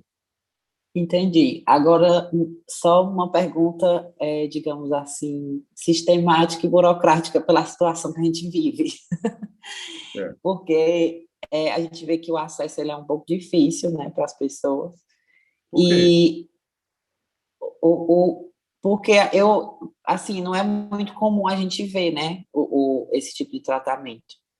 Olha, aí na Várzea Grande, no Hospital Municipal de Várzea Grande, no Pronto-Socorro e Hospital Municipal de Várzea Grande, você tem lá as câmaras hiperbáricas tratando os pacientes do Sistema Único de Saúde, lá dentro do Pronto-Socorro Municipal de Várzea Grande. Tem uma clínica hiperbárica. Aqui no HMC, Hospital Municipal de Cuiabá, atrás do Centro de Eventos do Pantanal, né, aquele hospital novo, onde funciona o atendimento de emergência do Sistema Único de Saúde, você também tem uma clínica hiperbárica lá dentro funcionando, voltada exclusivamente pelo SUS, e até tem o que eu falei no CTQ, dentro do próprio hospital tem outra câmara tratando também. E aqui no Hospital Santa Rosa, a gente tem também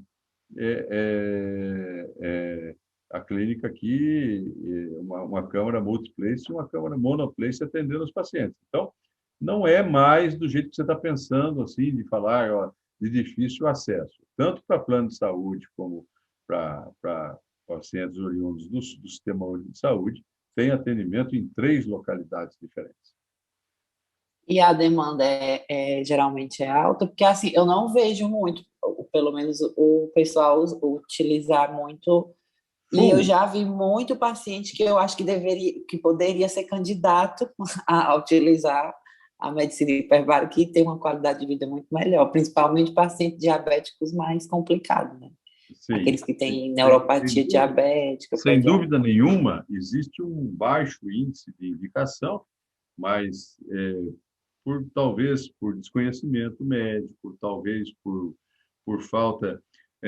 Sabe o que acontece, Antônio? Você vai perceber que durante sua vida profissional, quando você ingressar num serviço de residência médica, né, a sua tendência é de permanecer nos protocolos que você foi doutrinado no serviço de residência médica, né? E terapias inovadoras como o oxigênio hiperbárico e tantas outras que estão surgindo aí, e se não estiverem incorporadas aos protocolos no momento da sua formação, a sua tendência ao longo da vida vai ser não se aderir a essa nova tecnologia, sabe? Então, é por isso que talvez alguns, por desconhecimento e por não saber, eu tenho tido assim muitas situações desse tipo em que a gente tem que sentar, explicar os benefícios, explicar por que é vantajoso fazer, para que o colega possa fazer a indicação, né? Às vezes até a família suscita isso para o profissional, né? Mas o fato concreto é que a oferta hoje em dia, principalmente aqui em Cuiabá, na nossa capital, ela é bastante extensa e os pacientes que precisarem têm mecanismos de tratamento. Lógico que no SUS sempre tem uma filinha lá de estoque assim, de mercado para a gente fazer, né? Mas, por exemplo, lá no HMC tá bem administrado isso e também no, no, no, aí na Várzea Grande também está bem administrado. Talvez o maior problema seja aqui no Santa Rosa, que a gente também atende o SUS, mas existe um limitante que na central de regulação fica um pouquinho de estoque. Mas tem sim a oportunidade para tratar de todos. Pois ótimo, pois parabéns pela iniciativa, porque eu já pensei aqui em vários pacientes que eu já vi, já, É, apesar de não serem muitos. estamos à disposição aqui. Se vocês entenderem que precisa ser tratado, faço com prazer. Gi, pode perguntar. Boa noite, doutor. Boa noite, Giovana. Eu tenho duas dúvidas, são rapidinhas. Pois não? Na verdade, a primeira é sobre, principalmente, no caso das lesões infecciosas. O senhor trouxe ali o caso de síndrome de Fournier, né? E Sim, aí é uma lesão que a gente pensa muito em bactérias anaeróbias, certo? sim. Então, eu posso concluir que o tratamento com oxigênio hiperbárico, ele também teria um efeito consequente do estresse oxidativo. Esse efeito seria bactericida também, Então, além do processo de cicatrização? então, por uma questão de absoluta falta de tempo, né, a gente não abordou aqui os efeitos do oxigênio hiperbárico. Talvez a gente pudesse usar isso numa outra oportunidade, a gente falar mais centrado em cima de efeitos, né? Os efeitos benéficos que tem no corpo. Mas, basicamente, só para você entender, esse estresse oxidativo ele tem efeitos diretos sobre as bactérias, tanto bactericida como bacteriostático, né? Também ele atua potencializando a ação dos antibióticos através da permeabilidade da membrana bacteriana, que ele facilita a entrada do antibiótico. Então, são vários mecanismos que a hiperoxigenação determina uma eficácia maior no combate às infecções. Então, são diversos antibióticos, a gente tem muitos trabalhos científicos publicados demonstrando esses efeitos. Então, eu pediria para você, para a gente não aprofundar quais efeitos, porque a gente vai ficar falando muito tempo aqui, tem muita coisa. Olha, foram tratadas osteomielites em coelhos, em seres humanos, mostrou-se que na osteomielite aumenta a eficácia antibiótica quando você usa o oxigênio hiperbárico associado. Então, tem uma série de vantagens em diversos tipos de infecções que nos dão conta disso. Eu mostrei um caso aqui para vocês, né, sobre aquele praticamente um reimplante de mão, né? O fenômeno da isquemia-reperfusão é quando você tem a interrupção da irrigação de um segmento e você recanaliza isso, né? Reimplanta uma extremidade, por exemplo, que é o mais comum, é o exemplo mais clássico, né? E você reimplanta um dedo, até uma mão, um segmento do membro, né? Ocorre um fenômeno chamado isquemia-reperfusão, ou seja, o fato de você estar reperfundindo, ele acaba determinando uma série de reações que prejudicam a viabilidade do segmento reimplantado. O oxigênio hiperbárico minimiza esse efeito da isquemia-reperfusão. Então, tem um pool de efeitos, um conjunto de efeitos que nos indicam, em todos aqueles casos, inclusive como mediadores imunológicos. Eu tenho um caso documentado, Giovana, muito interessante, mas muito legal. Eu tratei com o professor Guedes, lá da Universidade Federal aqui de Cuiabá, de Mato Grosso.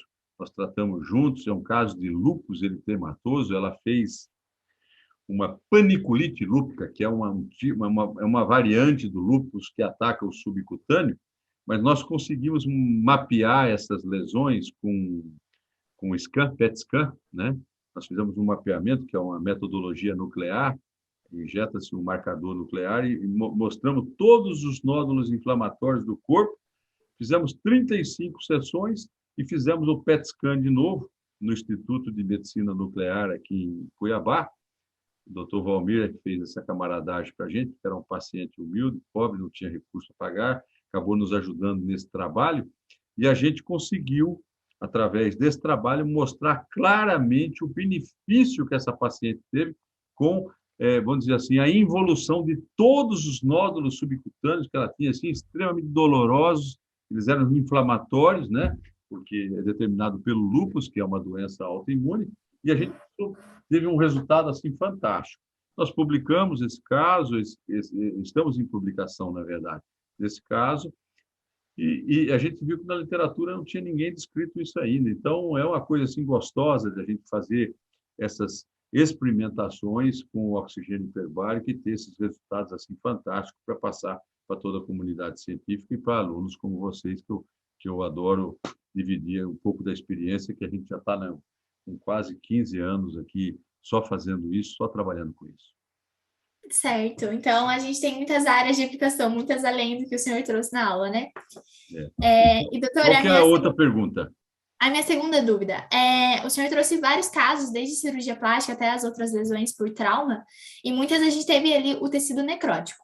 Então, quando a gente associa o tratamento da hiperbárica, a gente não exclui o debridamento de todo aquele tecido necrótico também, certo?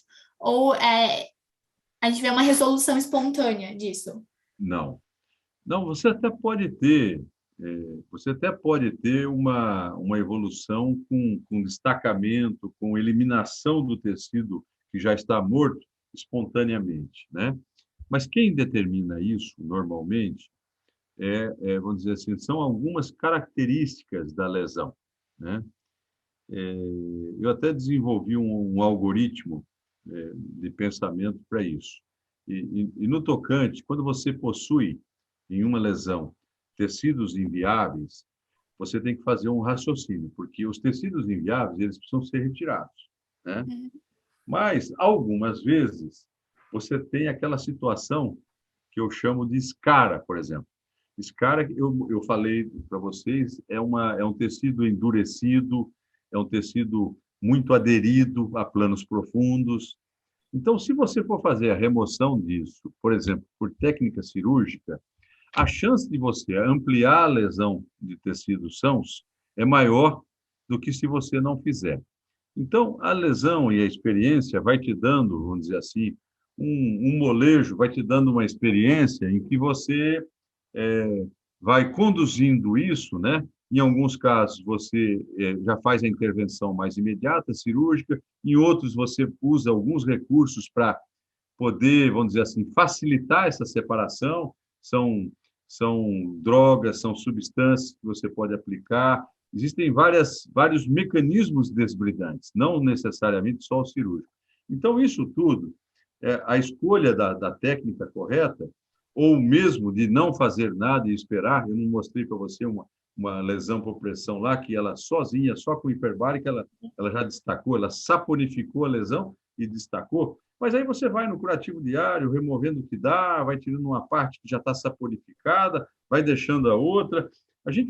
Quando a gente trata e lida com o paciente diariamente, fica fácil de você conduzir essas técnicas todas, variar de uma coisa para outra.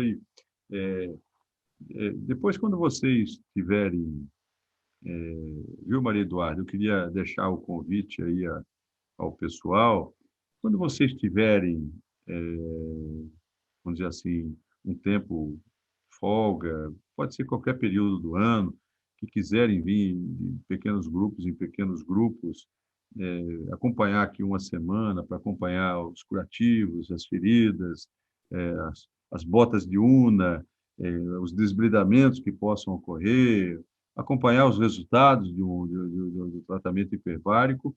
A gente faz isso com prazer. Só não pode ser todo mundo da sala junto, mas em grupos aí de 4, 5 por vez, a gente pode fazer isso dentro da possibilidade, disponibilidade de vocês. Eu ofereço aí, porque a nossa especialidade é tratar de feridas, né? Mas, infelizmente, nem todos os médicos gostam de tratar de feridas. Muita gente prefere delegar essas funções exclusivamente à enfermagem. Embora a enfermagem saiba muito e participe. Na nossa clínica aqui, o nosso enfermeiro Antônio é especializado, pós-graduado em feridas. Então, ele tem, assim, o contato mais direto é ele. E a gente acompanha e supervisiona e troca ideias quando as coisas não vão bem, todo mundo faz um fórum de discussão. Medicina é isso, medicina é coletivo. Então, fica o convite para vocês aí, quando quiserem vir aqui, teremos um imenso prazer em recebê-los. Tá Muito certo, obrigada. Muito obrigada pelo convite. O Pedro, com certeza, vamos marcar, sim. Inclusive, vou trazer a Gi. A Gi está assistindo a gente de Curitiba. Tem gente de fora, a Gi tá de Curitiba, teve uma galera da Mandic também. O Fabinho não pôde entrar, que ele teve prova, mas estou gravando para ele poder assistir, que ele queria muito poder assistir. E muito, muito, muito obrigada. Vou perguntar se mais alguém tem alguma pergunta para fazer para a gente poder encerrar. E vamos combinando, com certeza, uma aula futura para a gente aprofundar um pouco mais e para a gente poder conhecer e fazer uma visita aí na Hiperbike. A gente não, né, que eu já conheço, mas o pessoal poder conhecer, que é incrível, eu sou suspeita para falar, gosto muito. Inclusive, já fiz algumas sessões, né, tio Pedro? Na hiperbárica. Fiz Seu pai, algumas sessões. seu pai também. Nós curamos uma bursite bilateral que ele tinha do ombro. Sim, que ele estava batendo duro na época, falando que tem que operar, e você, calma, compadre, não é assim, não é assim. Então, eu vou deixar aberto, pessoal, se alguém quiser fazer mais alguma pergunta para a gente poder encerrar. O Júlio tinha comentado. Júlio, você quer fazer uma pergunta? Sim, sim, estamos lhe ouvindo.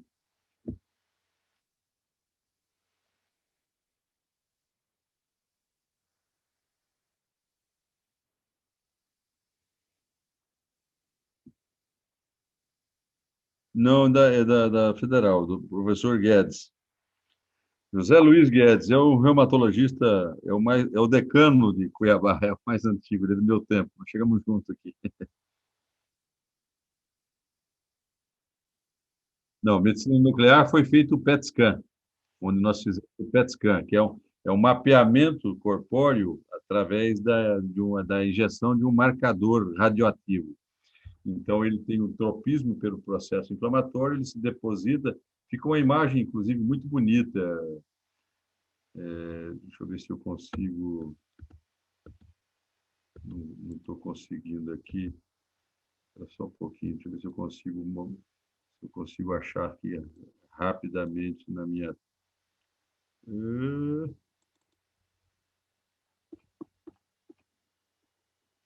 Deixa eu ver se eu acho aqui. Eu já mostro para vocês aqui a imagem. A imagem é muito legal, é muito.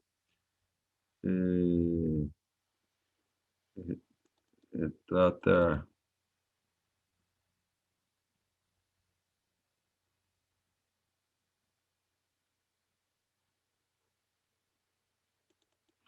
Deixa eu ver se tem aqui. Aí.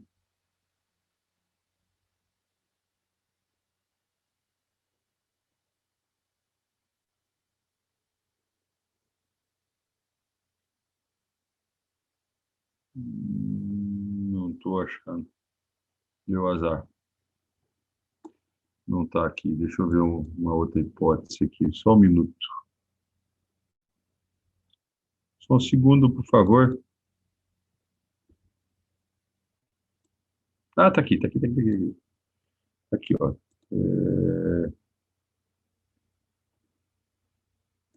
No caso de paniculite lúpica, ó, esses aqui são os nódulos. Vocês estão enxergando aí? Vocês estão conseguindo ver? Vocês estão vendo? Fotografia? Ou estão vendo a minha imagem?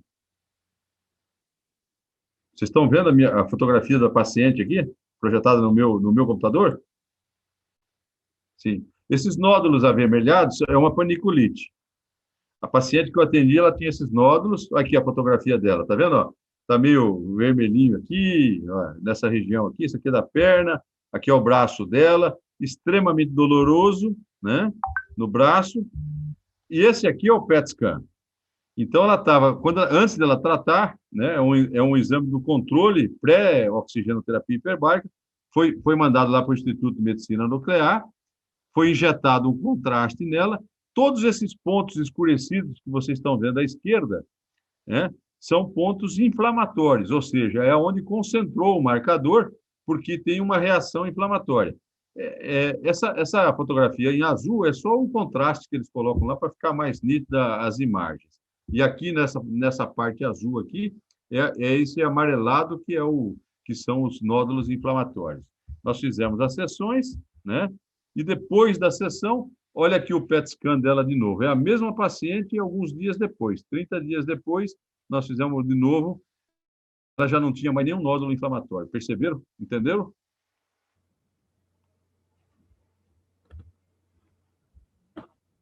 Totalmente, totalmente. Aqui está o comparativo dos dois lados, ó, o antes e o depois. A esquerda é o antes e a direita é o depois. Tá? Entendeu? Mas qual era a dúvida acerca desse caso?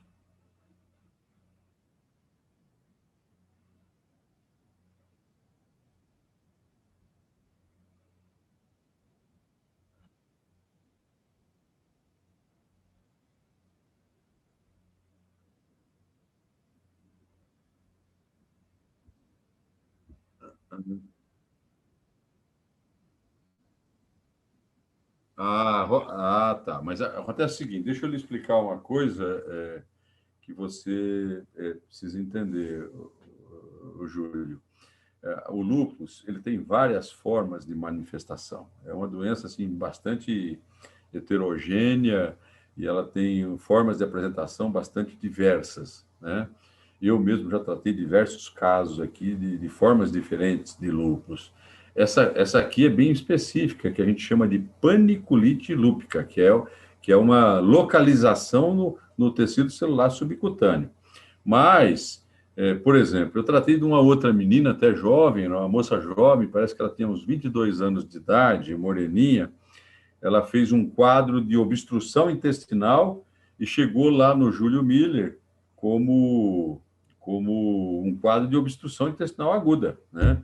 E o pessoal da cirurgia foi até chamado, começaram a examinar tal, e no meio do exame da paciente e tal, descobriram que ela tinha lúpus, né?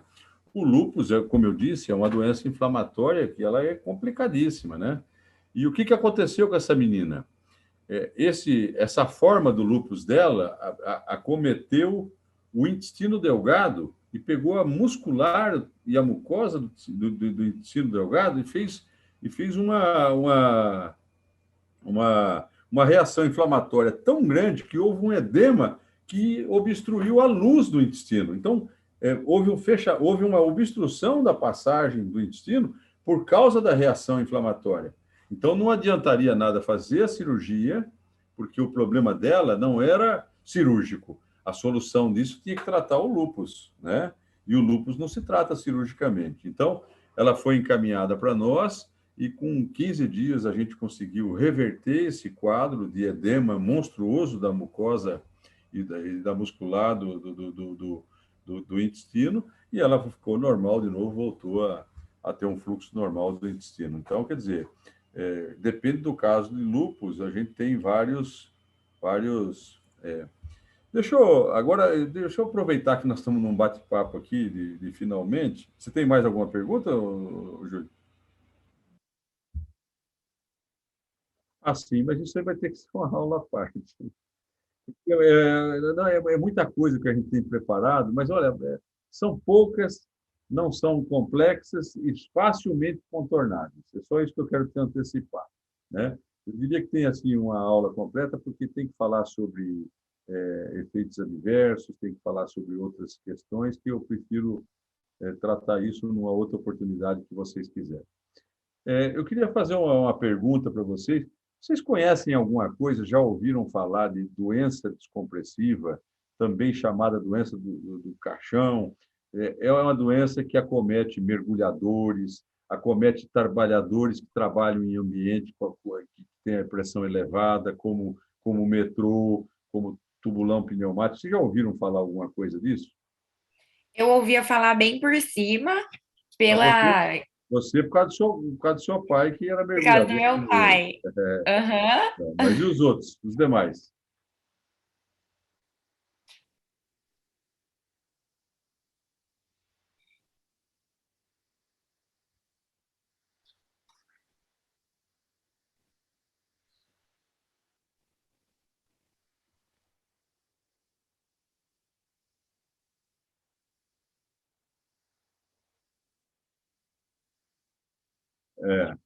Realmente.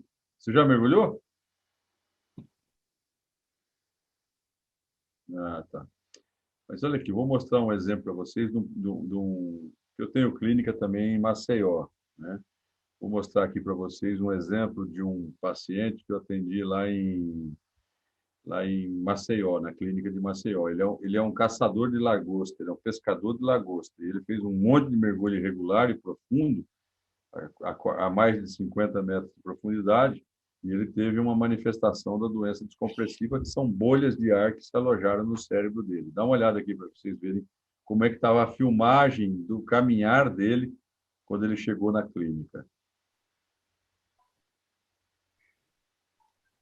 Isso aí caracteriza uma marcha atáxica, que a gente chama. Ele tinha bolhas de nitrogênio alojada no cerebelo. Por isso que ele ficou desse jeito assim, com essa marcha táxica, certo? Agora, vou mostrar. Essa aqui é uma tabela de tratamento que eu fiz nele, né? Olha o tempo que leva ele dentro da câmara. São cerca de... Esse tratamento dele aqui, eu comecei às 8h33 da noite, né? E foi acabar 2h26. A tabela de tratamento que eu fiz nele foi essa daqui, lá em Maceió. Foram um absurdo aí de... Bom, olha como é que ele ficou depois que eu tirei ele da câmara, que eu submeti ele àquela tabela de tratamento.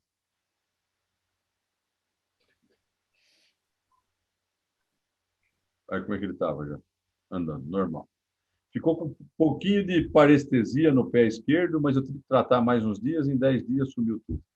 Mas olha como é que ele saiu da câmara nesse mesmo dia de madrugada.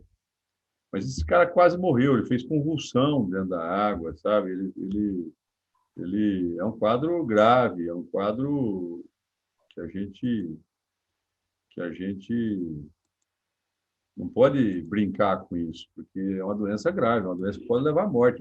Muitos ficam, inclusive, às vezes, é, é, é, ficam com sequelas definitivas, né? Sem andar, paraplégico, tetraplégico.